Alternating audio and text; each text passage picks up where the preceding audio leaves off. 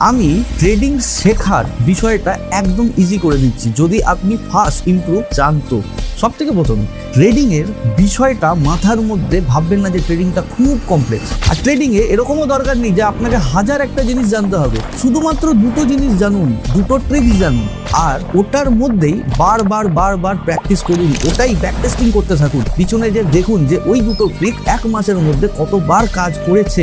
আমরা সকলে ব্রুস লিকে চিনি, যে ক্যারাটে চ্যাম্পিয়ন ছিল। তার একটা বক্তব্য ছিল, সে নিজে বলেছে যে আমি তাদেরকে ভয় পাই না যারা হাজারটা মুভ জানে, হাজারটা কিক ব্যবহার করতে জানে, কিন্তু আমি তাদেরকে ভয় পাই যারা একটাই কিক হাজারবার প্র্যাকটিস করেছে। ট্রেডিংটাও কিন্তু এটাই, আপনাকে সমস্ত কিছু জানলে হবে না, আপনি দুটো জিনিস জানুন, আপনার ভিতরে দক্ষতা এমনি চলে আসবে, কিন্তু আপনাকেও হাজারবার প্র্যাকটিস করতে হবে।